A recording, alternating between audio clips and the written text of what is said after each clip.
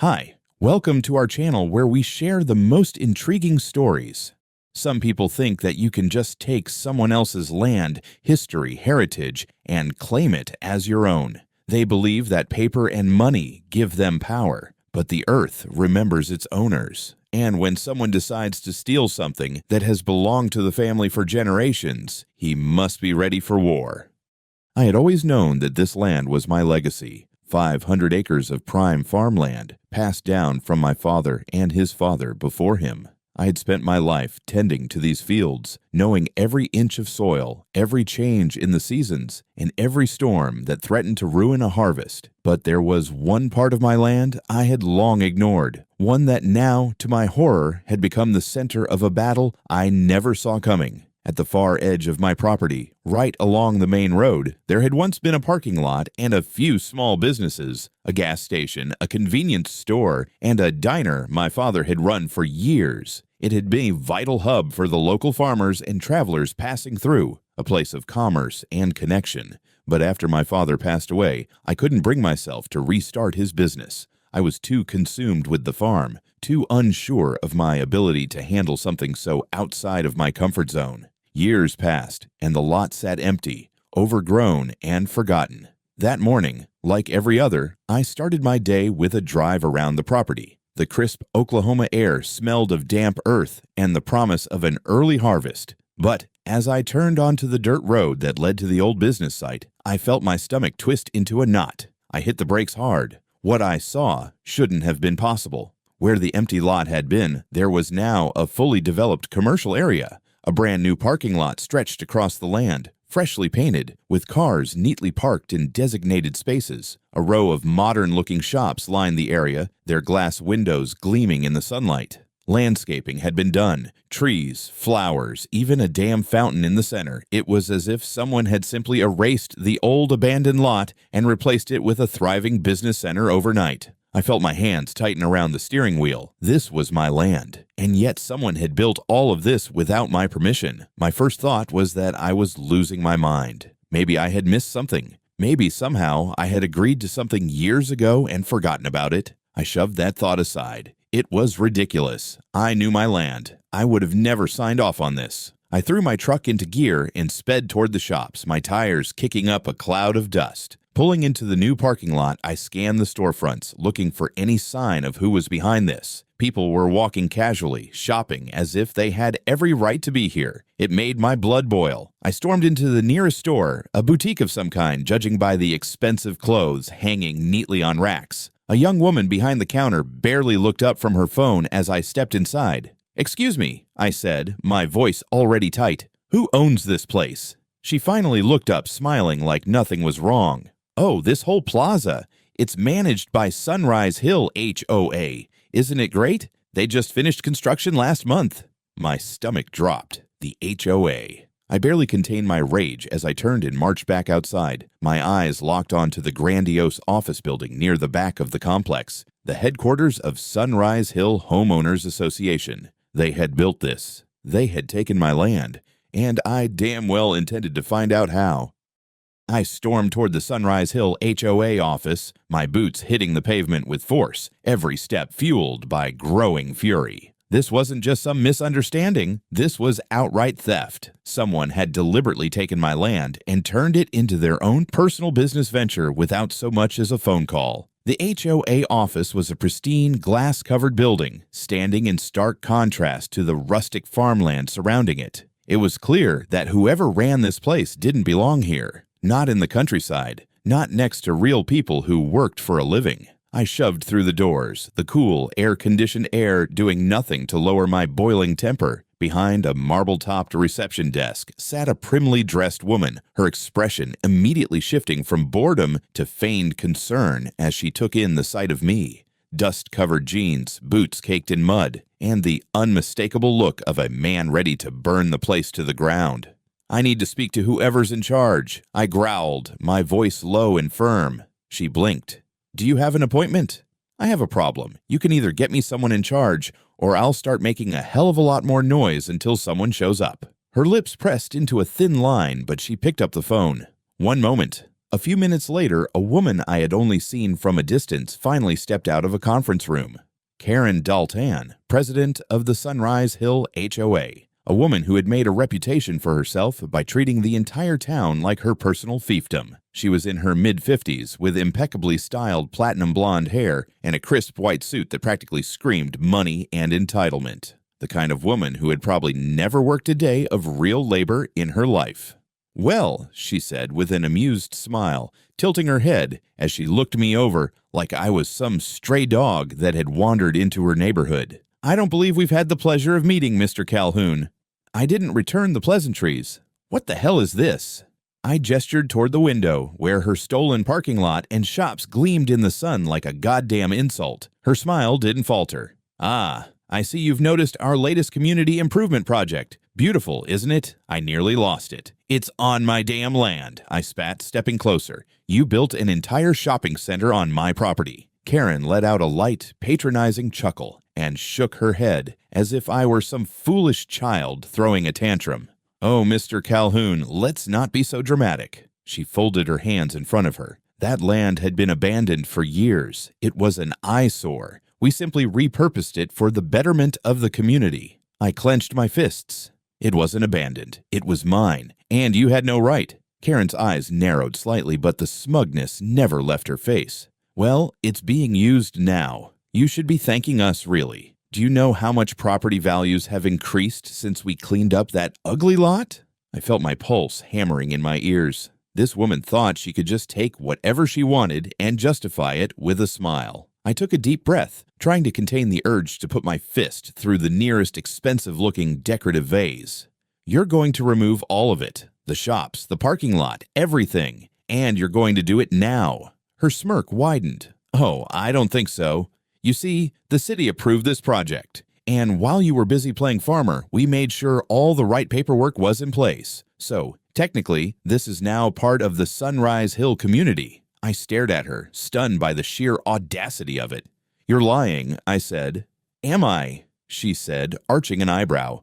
"Then go ahead. Take it to court. But I should warn you, we have some very good lawyers. And while you're busy wasting your time in legal battles, we'll continue profiting off this land." She stepped forward slightly, lowering her voice. "You let it sit for too long, Mr. Calhoun. And now, it's not yours anymore." Something in me snapped. I didn't respond. I just turned around and walked out. I could hear her calling after me, some smug comment meant to get under my skin, but I didn't need to hear more. I had my answer. They weren't going to back down. And that meant I had only one option left. If the law wouldn't stop them, I would. And I knew exactly how. The drive back to my farmhouse felt like a blur. My hands were gripping the steering wheel so hard my knuckles turned white. My heart hammered against my ribs, not out of fear, but out of pure, unfiltered rage. Karen Dalton thought she had won.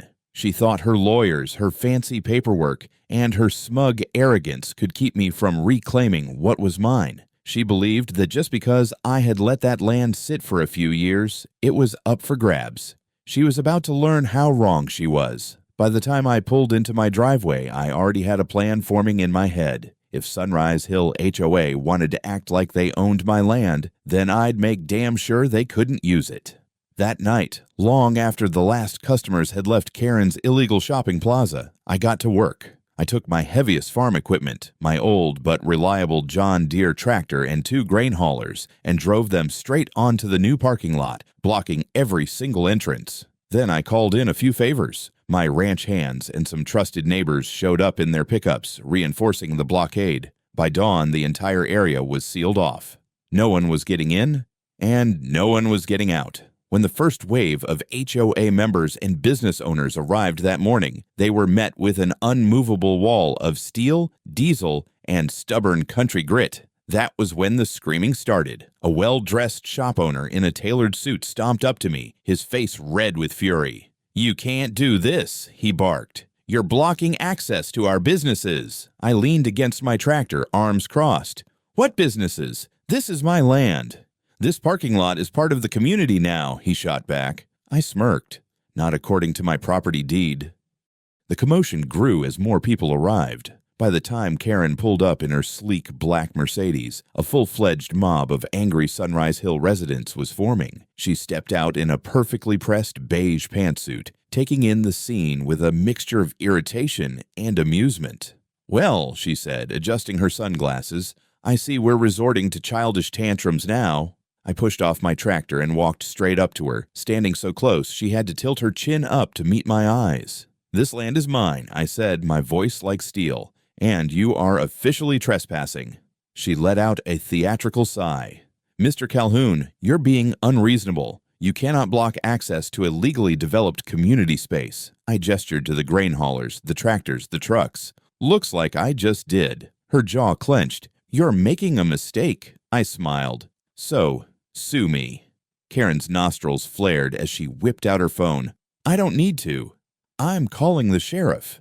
Not 30 minutes later, a black and white county sheriff's cruiser pulled onto the scene. Sheriff Ray Logan stepped out, adjusting his belt. He was an older man, a fair and even-tempered type, but I could tell he wasn't happy about being dragged into this mess. He looked between me, the blockade, and the seething Karen.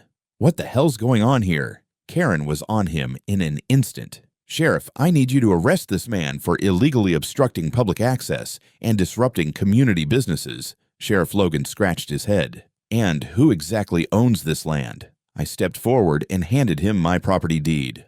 "I do." He took his time, reading the papers carefully. Then he let out a long breath and turned to Karen. "He's right. This is private property." Karen's face darkened. But we developed it. We filed paperwork with the city." "City paperwork doesn't override private property laws," Logan said flatly. "If you built on his land without permission, then technically, you're the ones trespassing." I folded my arms. "Sounds about right." Karen looked like she was going to explode. "Sheriff, you can't seriously be telling me that he can just shut everything down," she hissed. Sheriff Logan gave me a tired look. "Mr. Calhoun, while you're within your rights, this isn't the best way to handle things." "Then maybe Karen here should have thought of that before she tried to steal my land," I shot back. Karen took a deep breath, composing herself. Then she turned to me with a cold, calculating smile. "You want a war, Mr. Calhoun," she said, her voice dripping with false sweetness. I grinned. "Oh, honey, you already started it." Over the next 3 days, Karen threw everything she had at me. 1. The HOA filed an official complaint with the city. They accused me of illegally obstructing public access. The city sent an investigator, but the second they saw my property deed, they backed off. 2.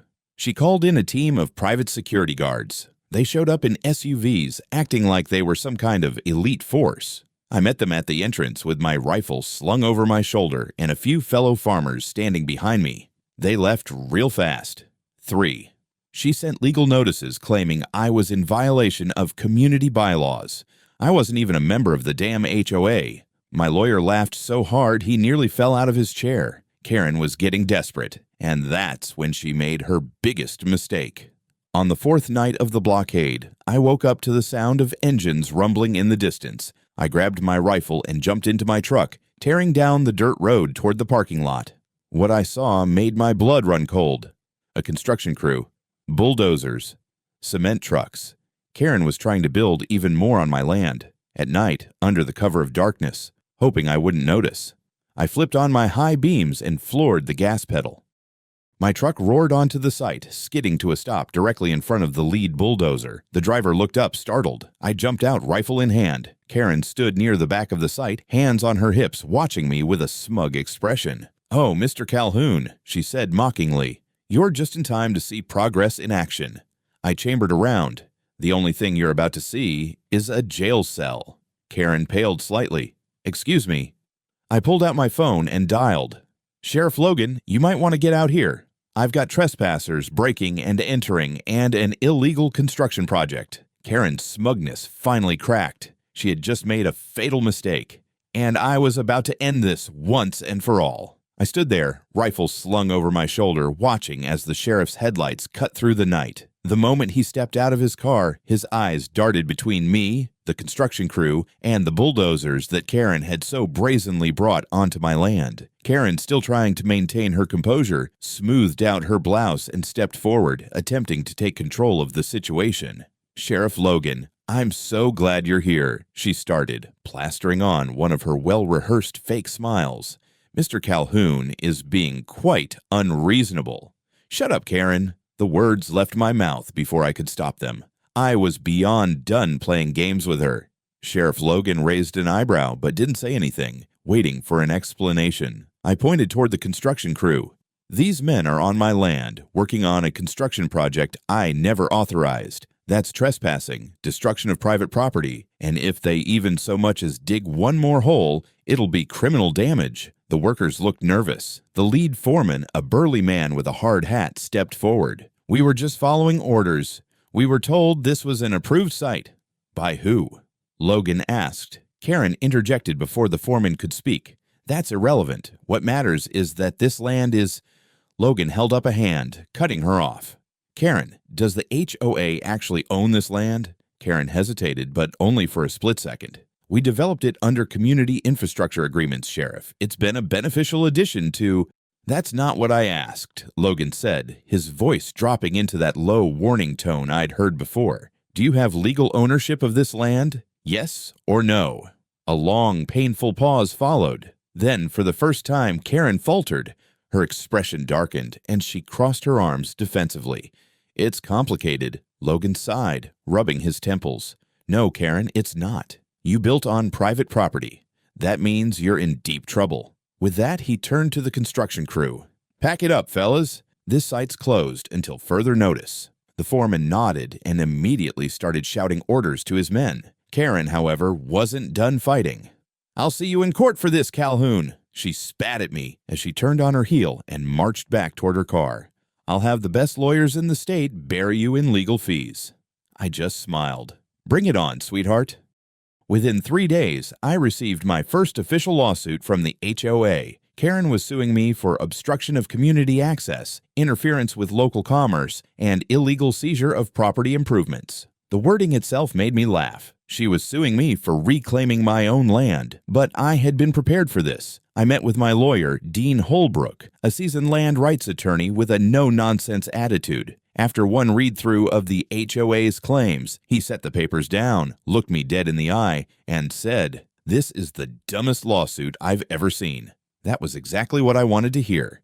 We countersued immediately. Trespassing on private property, destruction of private land, unauthorized construction, forgery, and falsification of legal documents. Oh yeah, that last one, that was the real kicker. See, while Karen was busy throwing her weight around, my legal team had been digging into the so-called city approvals she kept waving in my face. And what they found, she had forged documents. Not only had she lied about having city permission to build, but she had also submitted false records to the zoning board, claiming that my property had been acquired through some non-existent community deal. That was criminal fraud. The moment we filed the counter lawsuit, the entire Sunrise Hill HOA board started panicking.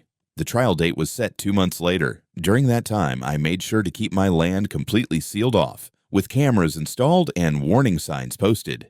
Karen, she doubled down. She still acted like she was in control, walking into the courtroom with her team of overpriced lawyers dressed in her signature smugness and a designer suit. But the moment the judge started questioning her about the forged zoning documents, her confidence cracked. I watched from my seat as her lawyer fumbled through papers, trying to explain away an outright crime. The judge, a stern, no-nonsense woman in her 60s, leaned forward and adjusted her glasses. "Ms. Dalton, do you understand the severity of submitting falsified legal documents to a city planning board?" Karen swallowed hard. I wasn't aware of any issues with the paperwork." The judge stared at her. "Then perhaps you should have read them before signing your name on them." A beat of silence. Then the judge leaned back and nodded. "Mr. Calhoun, I find in your favor." Karen went pale. The verdict, a crushing defeat for the HOA. The judge ruled completely in my favor. The entire shopping plaza and parking lot had to be demolished within 30 days. Karen was personally liable for all costs associated with the removal. She was also facing separate criminal charges for fraud. As the verdict was read aloud, I turned in my seat and watched Karen's world collapse around her. Her board members were whispering furiously, realizing that their so-called queen had sunk them all. She refused to look at me. The last thing the judge said before slamming the gavel down was, "Let this serve as a warning. Property rights are not a suggestion."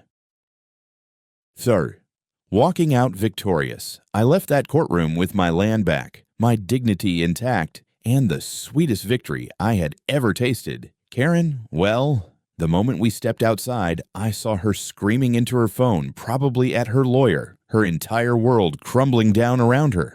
I couldn't resist. As I passed her, I stopped, tipped my hat, and smiled. "Guess you should have just asked permission, huh?" Her face turned a shade of red I didn't even know was possible. I walked away, feeling lighter than I had in years. The war was over. And now, it was time to rebuild.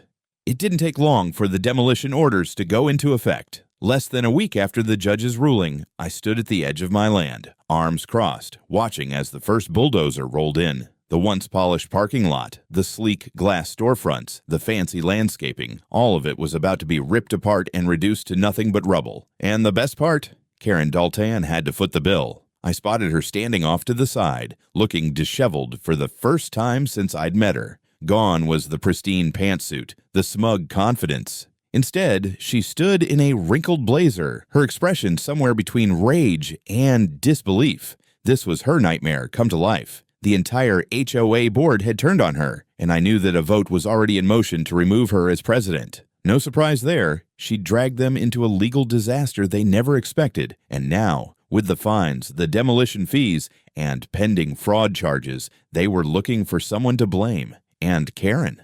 She was the perfect scapegoat. I caught her looking at me, eyes burning with hatred. I just smiled. This was her mess. She had no one to blame but herself. The end of an empire. For the next few days, Sunrise Hill residents watched in stunned silence as the businesses they had so proudly flaunted were torn down, brick by brick. It was poetic justice. First, the parking lot was ripped apart, the asphalt crushed to dust. Then the shops were gutted, their frames reduced to piles of metal and shattered glass. By the time the final truck hauled away the last load of debris, the land was once again mine, untouched, as it should have been. Karen didn't stick around to watch the end. She had bigger problems. Karen's last stand and her final fall. See, while the demolition was happening, the district attorney had been busy building a case against her. Fraud, falsified city permits, illegal construction. She had stepped so far over the line that she couldn't talk her way out of it. And one morning, as I was enjoying a well-earned cup of coffee on my porch, I got a call from a buddy at the sheriff's office. "You'll want to head to the station, Wayne." I knew exactly why. By the time I arrived, I found Karen being led out in handcuffs, a look of absolute humiliation on her face as the cameras from the local news station flashed in her direction. Her reign over Sunrise Hill was officially over. I tipped my hat as she was shoved into the back of the patrol car. "Guess you finally ran out of favors, huh?" She didn't answer, but honestly, I didn't need her to. The sight of her empire crumbling was all the satisfaction I needed. Verser. Justice had been served. Now it was time for me to rebuild. With the HOA buried and Karen behind bars, my land was finally mine again. For the first time in years, I stood at the edge of my property and didn't feel anger, no frustration, no helplessness, just a sense of peace I hadn't known since my father passed. But I wasn't just going to leave it as an empty lot. I had a plan. I spent the next few months rebuilding the right way. A brand new parking lot, but this time under my ownership, one that served both the farm and the local businesses. A general store stocked with produce from my farm and goods from other local suppliers, just like my father's old shop. A diner bringing back the heart of what my dad had built years ago, where truckers, farmers, and travelers could stop for a meal and conversation. Every time I drove past, I felt a renewed sense of pride. This land was no longer a battleground. It was home. A new beginning, Sunrise Hill never recovered from the scandal. The HOA board collapsed after Karen's arrest. Without their control, the community stopped trying to play king of the town and finally learned to respect their neighbors. And me, I had won. Not just the lawsuit, not just the land. I had reclaimed what was mine and honored my father's legacy. One evening, as the sun dipped below the horizon, painting the fields in hues of gold and amber, I stood on my porch, coffee in hand, and smiled. They thought they could take my land. They were wrong. Now this place was alive again, and no one would ever take it from me again.